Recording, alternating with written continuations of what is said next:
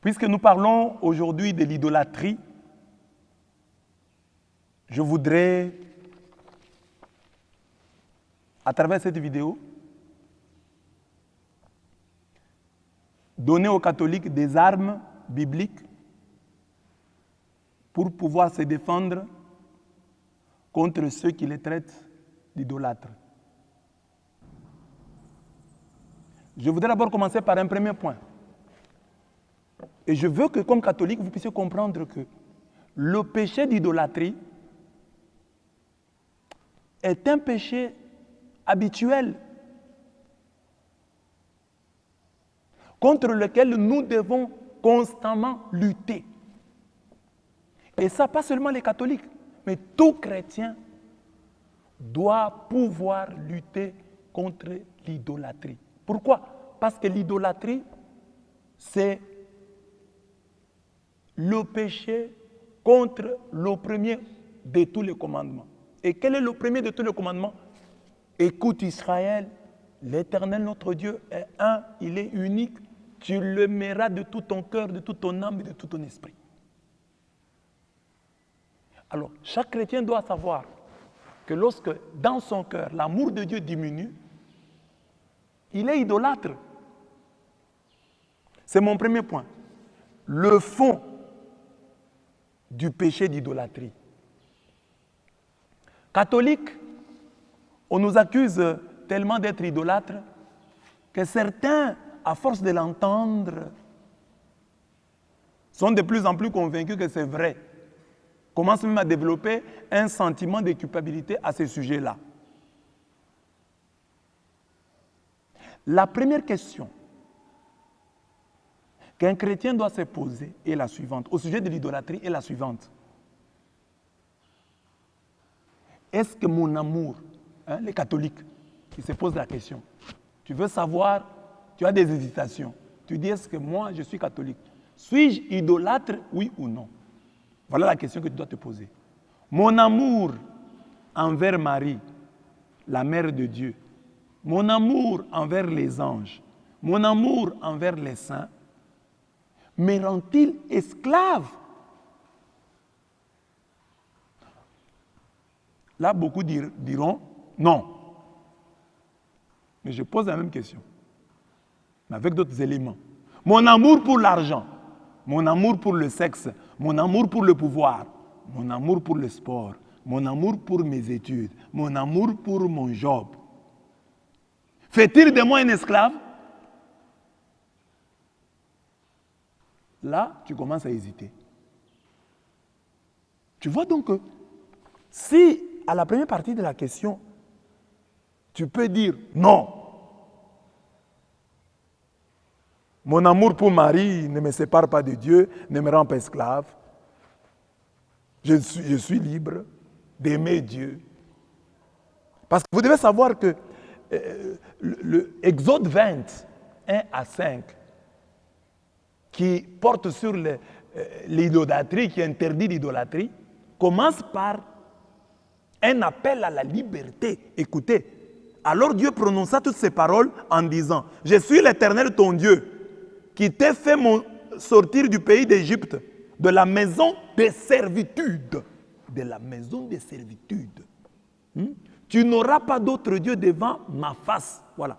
Donc Dieu se présente comme celui qui a fait sortir Israël de la maison de servitude, comme un Dieu libérateur. Et c'est après s'être présenté ainsi qu'il parle de l'idolâtrie. Ce qui n'est pas un hasard, ce n'est pas un moindre détail. Ça veut donc dire que le Dieu qui interdit l'idolâtrie, c'est un Dieu libérateur. C'est un Dieu qui promeut notre liberté, qui veut notre liberté. Comme on le dit dans Galates 5.1, Christ vous a affranchis. Alors, ne retournez plus sous le joug de l'esclavage. C'est pour que vous soyez affranchis, pour que vous soyez libres, que Christ vous a affranchis. Alors, ne retournez pas à vos vomissures. Ne reprenez pas les chaînes de votre esclavage. Voilà pourquoi je pose la question. Est-ce que ta dévotion mariale, ta dévotion envers les saints, toi qui es catholique, ta dévotion envers les anges te rend-elle esclave? Si tu dis oui, tu es idolâtre et tu dois abandonner cette dévotion-là. Mais si tu dis non, mon amour pour Marie ne me sépare pas de Dieu, ne fait pas de moi un esclave. Tu n'es pas idolâtre sur ce point-là. Mais je pose la même question. Avec d'autres éléments, je dis, est-ce que ton amour pour l'argent, ton amour pour le sexe, ton amour pour le pouvoir, ton amour pour tes études, pour ton travail, pour telle et telle chose, pour la gloire, est-ce que cet amour-là ne fait-il pas de toi un esclave? Si tu hésites, ou si tu réponds oui, c'est que tu es un esclave. Et en tant que tel, tu dois te convertir.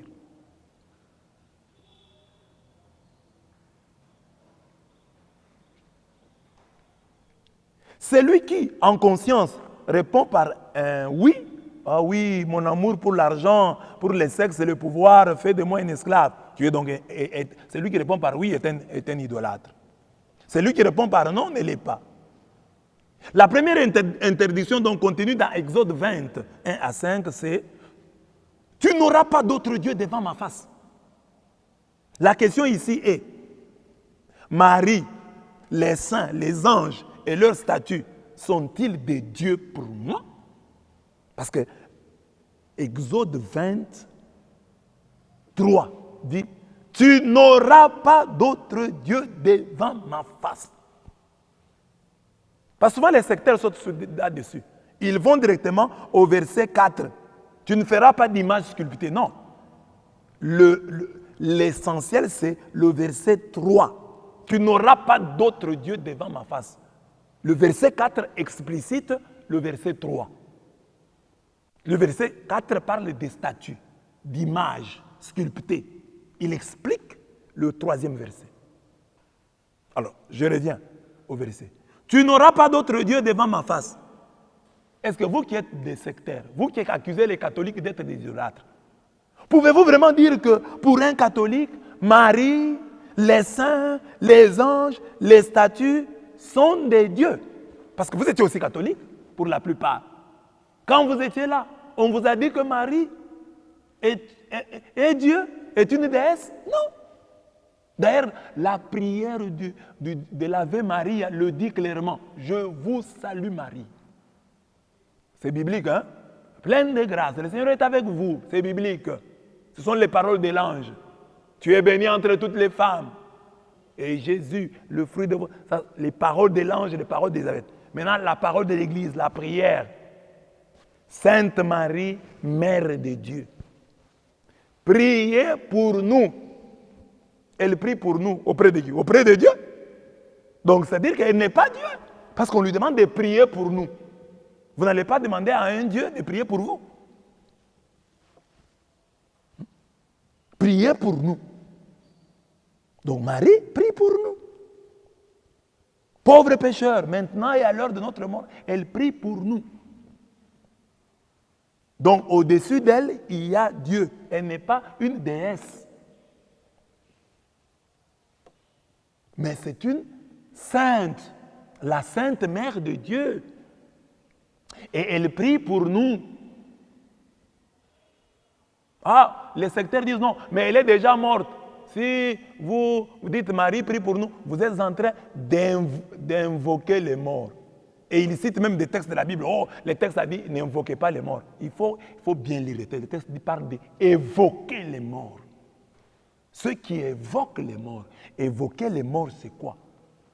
C'est différent d'invoquer. Et puis pour nous, Marie n'est pas morte. Marie est vivante. D'après Jean 11, 25, 26. C'est lui qui croit en moi, même s'il meurt, vivra. Et quiconque vit et croit en moi ne mourra jamais. Donc Marie, d'après la foi chrétienne, n'est pas morte.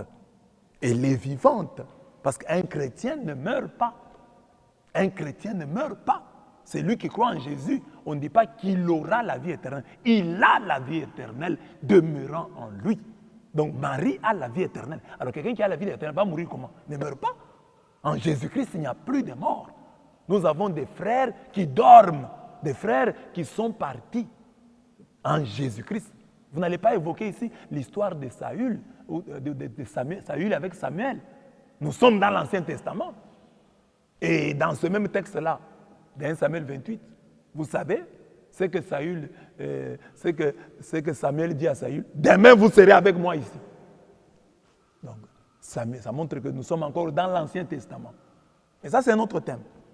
Revenons au sujet pour dire, voilà, Marie ne prend pas la place de Dieu. Elle n'est pas une déesse. Marie, c'est la mère de Dieu. Elle prie pour nous. Comme elle est vivante, elle prie pour nous. Elle est vivante, d'après Jean 11, 25 à 26. D'après Philippiens 1, 21. Philippiens 1, 21 dit que mourir pour un chrétien, c'est gagner. Parce que celui qui meurt va rester aux côtés du Christ. Philippiens 1, 21.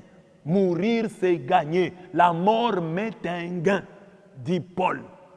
C'est ça la définition chrétienne de la mort. Ne vient pas avec les définitions de l'Ancien Testament. Nous sommes dans la Nouvelle Alliance. Nous avons Jésus-Christ, le médiateur d'une alliance fondée sur des meilleures promesses. Et Jésus dit, celui qui croit en moi, même s'il meurt, vivra. Et quiconque vit et croit en moi ne mourra jamais. Marie a-t-elle cru en Jésus? Oui. Donc, elle ne mourra jamais, elle est vivante. Les saints ont-ils cru en Jésus? Oui. Donc, ils ne sont pas morts, ils sont vivants. Et s'ils sont vivants, conséquence, ils peuvent donc intercéder pour nous. Parce que eux, d'après Philippiens 1, 21, ils sont aux côtés du Christ. Ils ont gagné en étant aux côtés du Christ. Ils dépassent donc nos pasteurs qui sont sur la terre. Parce que les autres, Paul dit, mourir c'est gagner. Donc ceux qui sont morts sont les bienheureux, ceux qui meurent dans le Seigneur. Ils sont les bienheureux parce qu'ils sont à côté de Dieu. Et ils peuvent intercéder pour nous.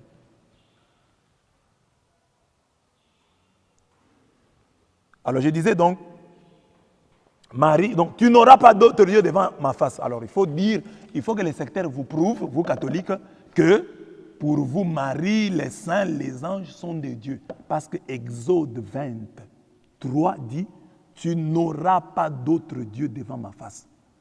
Alors je pose une autre question maintenant, je dis, l'argent, le sexe, le pouvoir, la télé, le sport, sont-ils des dieux pour moi? Là, on commence à hésiter. Je suis en train de poser ces deux types de questions pour vous montrer là où se trouve aujourd'hui la véritable idolâtrie. Que beaucoup d'églises de réveil négligent et se focalisent sur l'idolâtrie dont faussement ils accusent l'église catholique. L'argent, le sexe, le pouvoir, la télé, le sport, sont-ils de Dieu pour moi? Là, beaucoup vont hésiter. Quand je dis, Marie, est-elle une déesse pour toi? Non. Les anges, sont-ils de Dieu pour toi? Non. On répond sans hésiter. Mais quand je pose la question, l'argent est-il un Dieu pour toi? On commence à hésiter. Peut-être parce qu'il y a des fois où j'abandonne Dieu pour l'argent. Mais il n'y a qu'aucun chrétien qui va dire, il y a des fois, j'abandonne la Vierge Marie pour Dieu. Non. Et j'abandonne Dieu pour la Vierge Marie. Impossible. Quand est-ce qu'on va... Parce que quand tu t'adresses à la Vierge Marie, tu dis qu'elle intercède pour toi auprès de son Fils. Qu'elle intercède pour toi auprès de Dieu. Donc, il n'y a pas de Vierge sans Christ. Il n'y a pas de Vierge sans Dieu. Il n'y a pas de saints sans Dieu. Les saints là sont les saints de Dieu. Les anges sont les anges de Dieu. Marie est de Dieu.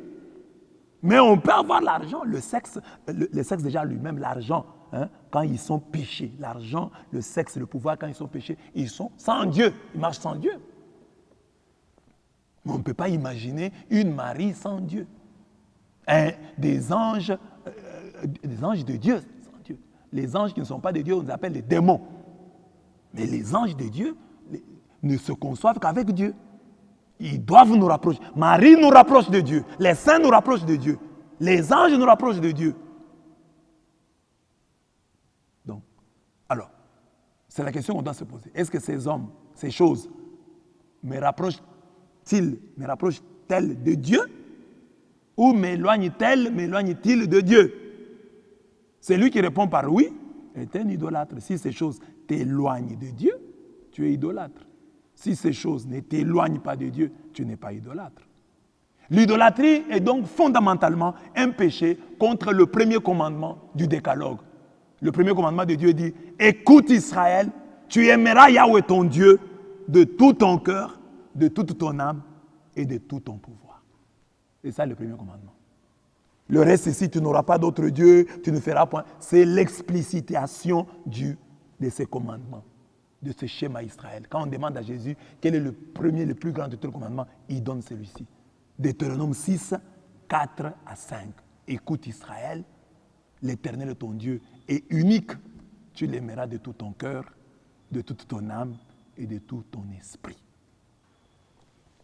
Voilà là le fond du péché. Donc, catholique et non catholique, je nous interprète sur ce point-là en disant, bien-aimé, l'idolâtrie n'est pas dans les statues. Il n'y a personne aujourd'hui, chrétien, qui va causer les catholiques, même dans nos sacristies, il y a des statues cassées de la Vierge, on ne s'en occupe même pas. Il y a des catholiques qui font les chapelets en cours de route. Donc les statues là sont toutes relatives. Il n'y a aucun catholique qui va pleurer pour une statue. Quand une statue se casse, on cherche une autre. Ce n'est pas un Dieu. L'idolâtrie n'est pas là. La vraie idolâtrie est ici, dans ces choses auxquelles nous sommes habitués, dans lesquelles d'ailleurs nous ne soupçonnons même pas la présence de Satan, comme l'argent. C'est quelque chose de bien. Nous demandons même à Dieu l'argent. Il y a des prières idolâtriques. Nous allons dans nos assemblées, quand on demande à Dieu la pénitence, on demande pardon, l'église ne pleure pas. Mais quand on va demander l'argent, l'église pleure. Nous sommes une église d'idolâtres. Nous sommes une église d'idolâtres. Voilà, le fond donc du péché d'idolâtrie, c'est le manque d'amour envers Dieu. Quand notre amour envers Dieu diminue, nous tendons vers l'idolâtrie. Quand quelque chose vole la vedette à Dieu dans notre vie, nous sommes dans l'idolâtrie. Alors maintenant, j'ai deux autres points. Toute statue, le premier point, toute statue, toute image n'est pas idolâtrique. C'est l'erreur de nos frères des églises de réveil. Ils croient, eux, que toute image, toute statue est idolâtrique. Mais vous ne lisez pas les Écritures. Si quelqu'un lit les Écritures, ne peut pas dire ça. Je vais le démontrer. Tu ne te feras point d'image taillée, ni de représentation quelconque des choses qui sont en haut dans les cieux, qui sont en bas sous la terre, qui sont dans les eaux plus bas que la terre. C'est ça l'interdiction. Donc, si nous lisons ces textes littéralement, qu'est-ce que nous allons dire? Donc, Dieu interdit toute statue, parce qu'il parle d'image taillée. Dieu interdit toute image sculptée. Il ne parle pas ici de photos, hein? Donc, si les photos sont exclues, parce que les photos ne sont pas des images taillées, ne sont pas des images sculptées. Alors, arrêtons-nous aux images taillées, parce qu'il y a des gens qui font des programmes, ils voient une photo. Mais ici, pour être littéral, nous allons dire Exode 24, chapitre 20, verset 4, interdit donc toute sculpture, image taillée. De quoi? Des choses qui sont en haut dans les cieux. Les choses qui sont en haut dans les cieux. Par exemple, quelles sont les choses qui sont en haut dans les cieux? Bon. Disons seulement, remplaçons, parce que les choses qui sont en haut dans les cieux, c'est difficile de nous dire les choses qui sont là. Parce qu'un ange n'est pas une chose. Bon. Disons, les êtres qui sont en haut dans les cieux. Alors, si nous avons des êtres qui sont en haut dans les cieux, il ne faut pas faire une statue de Dieu, une statue des anges. On ne peut pas faire une statue parce que les anges sont aux cieux. On ne peut pas faire une statue des saints parce qu'ils sont aux cieux. Les saints, nous les catholiques, nous disons qu'ils sont dans les cieux. Marie, aujourd'hui, nous disons qu'elle est dans les cieux. Nous ne pouvons pas faire une image de Marie parce qu'elle est dans les cieux. Bon. Ok. Mais on continue. Qui sont en bas sur la terre. Ah bon? Donc on nous interdit même de faire une image, une statue, comme la statue de Lumumba là. Elle est interdite par la Bible. La statue de Lumumba à l'entrée de Kinshasa, elle est interdite par la Bible. Parce qu'on dit, ne faites pas d'images sculptées, des choses qui sont en bas sur la terre. L'aigle qui se trouve devant les églises, certaines églises branhamistes là, il ne faut pas faire ça. La pyramide, il ne faut pas faire ça. Parce qu'une pyramide, Branham a été enterré sur la tombe de Branham, une pyramide. La pyramide, c'est une représentation de quelque chose qui est en bas sur la terre. Il faut faire ni d'oiseau, hein? L'oiseau est sur la terre. Il ne faut pas faire la représentation d'un lion. Il ne faut pas faire la sculpture d'un lion. Sculpter un crocodile, c'est interdit. Donc les enfants, les jouets que les enfants ont, s'ils sont en bois ou sculptés, hein, sont des œuvres d'art. Il ne faut pas en avoir. C'est interdit par la Bible, d'après l'interprétation littérale de ce texte. Il ne faut pas avoir des statues de poissons. On voit des gens qui ont des porte-clés et au bout là, il y a un poisson. C'est interdit, d'après l'interprétation fondamentaliste de ce verset. Est-ce que c'est cela, comprendre les Écritures? Non! Ce n'est pas ça, comprendre les Écritures. Pourquoi j'ai dit ça? Parce que le peuple d'Israël, qui est le peuple de l'Alliance, Jésus dit, le salut vient des Juifs. Jean 4, 22. Le salut vient des Juifs. Les épîtres que nous avons ici, la Bible, elle est d'origine juive. Le salut vient des Juifs. Alors, si nous voulons comprendre ce texte, nous devons regarder les enfants d'Israël, comment eux, ils ont vécu cette parole. Comment les Juifs ont-ils vécu l'interdiction des statues? C'est ça qui va nous permettre de comprendre que toute statue, toute image n'est pas idolâtrique. Parce que le salut vient des Juifs. Les Juifs, c'est eux les détenteurs de la vérité en ce domaine. Donc, c'est eux le modèle que nous devons regarder. Le salut vient des Juifs. C'est Jésus qui dit ça. Jean 4, 22. Le salut vient des Juifs. Paul dit aux Romains, c'est à eux qu'appartiennent les alliances. Dieu a conclu l'alliance avec Israël. C'est à eux qu'appartiennent les promesses. Les promesses qu'il a faites là, c'est à leurs ancêtres. C'est à eux qu'appartiennent les patriarches. Abraham n'est pas un Kassaïen. Moïse n'est pas un Mukongo. Ce sont des Juifs. Donc, si nous voulons, nous sommes des Congolais, nous voulons comprendre ces choses, Exode 23, regardons les Juifs. À eux appartiennent les alliances, les promesses, les patriarches, et même Christ, selon la chair, appartient aux Juifs. Le salut vient des Juifs. Jean 4, 22, Romains 9, 4. Alors, que nous disent les Juifs? Les Juifs nous montrent que Dieu n'est pas contre les arts plastiques. Parce que dans les arts plastiques, qu'est-ce que nous avons? Nous avons l'architecture, par exemple. L'architecture.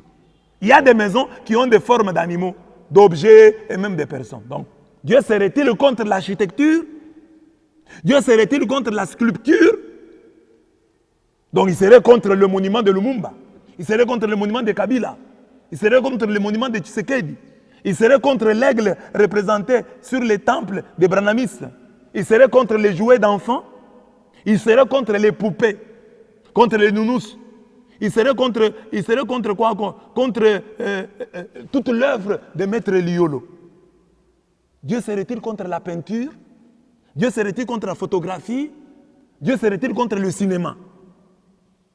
Dans tous ces cas, nous sommes en face des images, même si elles ne sont pas taillées. Alors vous comprenez que Dieu n'est pas contre les images.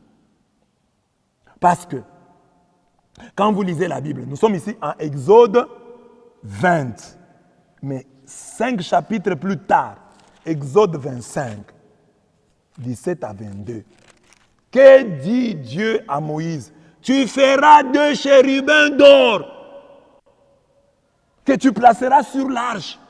Sur l'arche de l'Alliance, ce coffret-là, il y avait 2 statues d'anges. Exode 20 interdit de faire les statues des choses qui sont dans les cieux. Mais Exode 25, Dieu dit à Israël, à Moïse, de faire 2 chérubins d'or. Exode 25. Dieu se contredit-il ou c'est toi qui ne comprends pas? C'est toi qui ne comprends pas parce que Dieu ne peut pas se contredire. Toutes les statues ne sont pas des idoles. Dieu n'est pas contre les statues, mais Dieu est contre l'usage que les hommes peuvent en faire. En Exode 25, 17 à 22, Dieu dit à Moïse de faire 2 chérubins et de les poser sur l'arche. Et vous connaissez l'histoire de l'arche. L'arche, c'était un coffret. Israël, quand il était en guerre, il disait, allez faire venir l'arche, que l'arche soit au milieu de nous, que l'arche combatte pour nous. Même si ces jours-là, ils ont été battus malgré l'arche. Mais nous savons ce que l'arche a fait, les ravages de l'arche chez les Philistins. Dagon, qu'est-ce qui a écroulé Dagon? C'est l'arche avec les statues, un objet religieux, un objet d'art religieux avec des statues. C'est cet objet d'art qui a fait tomber Dagon dans son propre temple. C'est l'arche. Pourquoi les Philistins furent-ils frappés d'hémorroïdes? C'est à cause de l'arche qu'ils avaient emportée. Donc l'arche, c'était un symbole de la présence de Dieu. C'était pourtant une œuvre d'art avec des statues d'anges, des statues de chérubins au-dessus. Si vous lisez Nombre 10, 35 à 36, vous lisez 1 Samuel 4 à 6, vous allez voir les œuvres de l'arche. Je pourrais y revenir une autre fois. Les œuvres de l'arche, les merveilles de l'arche. Et c'est là que vient le nom Ichabod. C'est 1 Samuel 4. Quand on prend l'arche, Israël dit Ichabod. Il dit on peut nous frapper, on peut nous tuer. Mais quand on arrive à prendre l'arche, ça veut dire qu'il n'y a plus de gloire en Israël. Nous connaissons l'Ichabod. Il n'y a plus de gloire. Ichabod, ça veut dire il n'y a plus de gloire. Mais ce nom-là est venu d'où? C'est quand on a pris l'arche, qui était un objet d'art, avec des statues. Si les chrétiens, les églises de réveil d'aujourd'hui avaient vécu au temps de Samuel, ils qualifieraient les gens du temps de Samuel d'idolâtres, les juifs de ce temps-là, comme étant des idolâtres. Alors, c'était eux, le salut vient des juifs.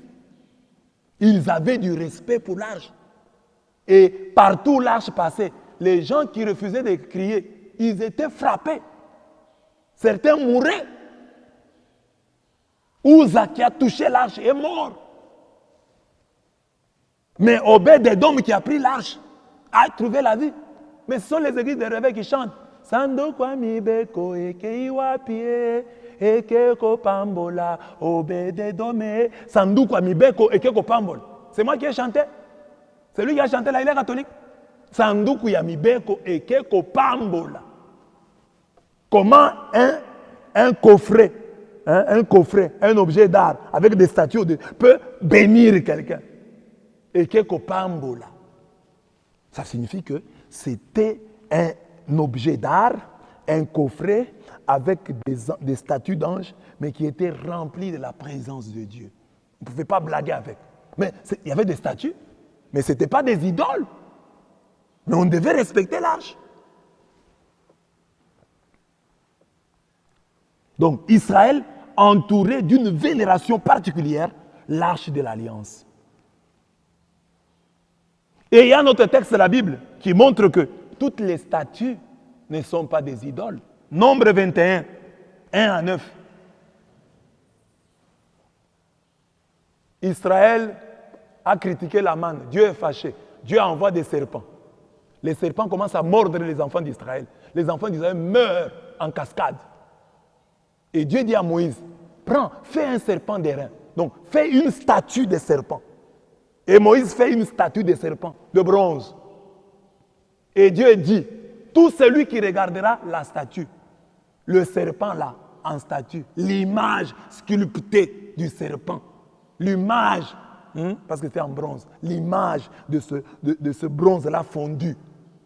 Il fallait regarder cette image-là pour avoir le salut. Et ce jour-là, Dieu a mis le salut, il a lié le salut à la contemplation d'un serpent fait en bronze. Dieu a mis le salut ce jour-là dans une statue. Est-ce que cette statue-là était une idole? Non! Ce n'était pas une idole. Au moins dans son... Au temps d'Ézéchias, la statue va devenir idole. Parce que les gens vont commencer à lui offrir, à lui présenter des offrandes. Mais ici, ce n'était pas encore une idole. Et Ézéchias va briser le Néhushtan.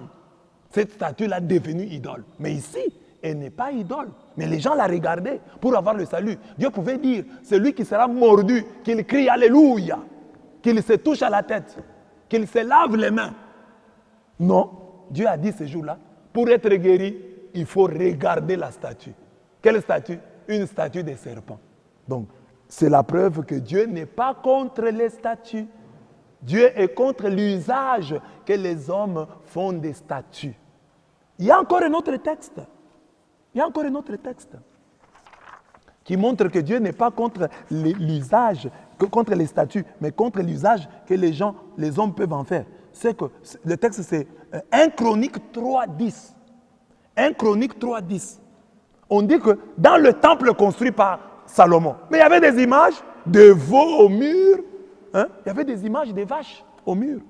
Et ici, on dit que dans le Saint des Saints, 1 Chronique 3.10, dans le Saint des Saints, dans le lieu très saint, Salomon, après avoir construit les temples, il a mis dans le Saint des Saints 2 statues d'anges, des chérubins, des statues gigantesques de 2 mètres et demi, pas de 2 mètres et demi, les ailes des chérubins, les ailes mesuraient 2 mètres et demi. Alors, vous imaginez, si les ailes d'un ange ont 2 mètres et demi, l'ange là peut avoir quelle dimension?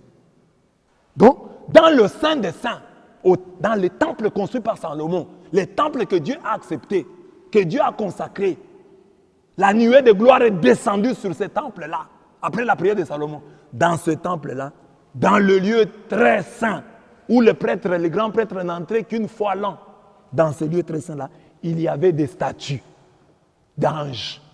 Preuve que Dieu n'est pas contre les statues, mais il est contre l'usage que les hommes peuvent en faire. Un autre exemple, Isaïe 56, 4 à 5. Dieu promet à ces eunuques, ces hommes, ces étrangers, ces païens qui s'attacheront à lui, qui n'ont pas d'enfants. Dieu leur dit, vous n'avez pas d'enfants, ne vous en faites pas. Moi, Dieu, je vais m'occuper de vous. Je vais vous construire à chacun un monument dans ma maison. Je vous construirai, je vous donnerai un monument dans ma maison. Dieu promet à ceux qui lui sont fidèles d'avoir un monument dans sa maison. On peut comprendre ça littéralement, on peut aussi comprendre ça spirituellement. Mais Dieu dit, c'est-à-dire les gens qui lui sont attachés ne seront pas oubliés. Ils auront dans le temple de Dieu un monument. C'est ainsi que dans nos églises, vous trouvez la statue de Saint Joseph, c'est un monument. Vous trouvez la statue de Moïse, c'est un monument. Dieu a promis à ceux qui lui sont attachés des monuments, des stèles dans son temple. Des monuments dans le temple de Dieu. Donc, c'est normal qu'il y ait des monuments dans les temples de Dieu. Dieu n'est pas contre les statues, Dieu est contre l'usage que les hommes en font. Et quel est l'usage que les hommes font des statues? Dieu est contre les statues que les hommes transforment en divinités. Les statues qui deviennent des idoles. Les statues qui deviennent des petits dieux. Ce sont ces statues-là que Dieu n'aime pas. Les statues qu'on divinise. Mais si une statue est là comme statue, elle n'a pas le statut de Dieu, c'est une statue tout simple. Tout simplement. Et Dieu n'est pas contre elle. On peut la vénérer, on peut la respecter, parce qu'elle représente. Vous n'allez pas. Vous voyez, quand il y a des manifestations, par exemple des musulmans contre les États-Unis, ils brûlent les drapeaux des États-Unis. Et ça fait mal aux Américains. Mais le drapeau là n'est pas les États-Unis. Mais quand on le brûle, ça fait quelque chose. La même chose, quand un garçon et une fille sont fiancés, quand ils se séparent, nous voyons souvent dans les albums là, on a coupé la tête de quelqu'un. Parce qu'on ne l'aime plus. Mais on n'a pas coupé la tête physiquement de la personne. Mais à partir de la photo, c'est qu'on fait, le mal qu'on fait à la photo, on l'a fait à la personne. Symboliquement à la personne. La même chose, la statue de la Vierge Marie. Nous devons l'entourer de respect, sans l'adorer. Nous la respectons, comme toi tu respectes la photo de ta maman. Si quelqu'un vient et déchire la photo de ta maman, ça va t'énerver. La photo de ta maman, tu dois la placer à un bel endroit. La photo de ton mari, tu dois la placer à un bel endroit pour que les gens la voient. Mais si toi tu viens, tu enlèves la photo. Ta femme est partie en congé. Elle avait une photo à l'entrée de la maison. Dans la maison, quand vous entrez juste au salon, vous voyez sa photo. Elle rentre des vacances, elle trouve sa photo déchirée sur la table. Ce n'est pas un message, c'est un message. Donc la photo doit être respectée, même si ce n'est pas elle la femme. C'est ça que les catholiques font et que les autres ne comprennent pas. Nous vénérons sans adorer. Adorer, c'est placer au-dessus de tout. Il n'y a que Dieu qui est adorable, parce que lui est au-dessus de tout. Marie, nous disons, Sainte Marie, prie pour nous. Comment vous dites à quelqu'un, prie pour nous, et puis vous l'adorez? Non, on ne peut pas l'adorer. C'est Dieu qui est adorable. Alors je dis ici, les statues que Dieu refuse, ce sont les statues divinisées, transformées par les hommes en Dieu. Les statues qui sont devenues des idoles. Alors je pose la question catholique. Vous qui êtes catholique, vous êtes légionnaire. Est-ce que la croix de Jésus, est-ce que la statue de Marie, est-elle pour vous une divinité? Non, ce n'est pas une divinité. La preuve est que si la croix se casse, vous n'allez pas prier. Mais regardez dans la Bible, vous lisez dans les livres de Samuel, vous verrez comment les idolâtres se comportent quand leur statue est brisée. Regardez les adorateurs de Dagon, leur comportement. Nous ne sommes pas comme ça. Donc nous sommes en train de faire le chapelet. La statue de la Vierge tombe. Nous allons continuer le chapelet ou nous allons arrêter? Nous allons continuer. C'est que nous ne sommes pas des idolâtres. Dieu n'est pas contre les statues. Dieu est contre l'usage que les hommes en font. Et quel est l'usage que les hommes font des statues? Ils les divinisent, ils les adorent, ils en font de Dieu. Et c'est ça que Dieu n'aime pas. Parce que si Dieu était contre les statues, nous n'aurions pas les chérubins sur l'arche de l'Alliance, comme cela nous est dit dans Exode 25, 17 à 22. Si Dieu était contre les statues, nous n'aurions pas tous ces textes comme Nombre 10, 35 à 36, 1 Samuel chapitre 4, chapitre 5, chapitre 6, qui nous parle de l'arche de l'Alliance et du respect dont Israël l'entourait. Nous parle de l'arche de l'Alliance et nous montre les merveilles de cette arche et les ravages qu'elle faisait dans le camp de l'ennemi. Si Dieu était contre les statues,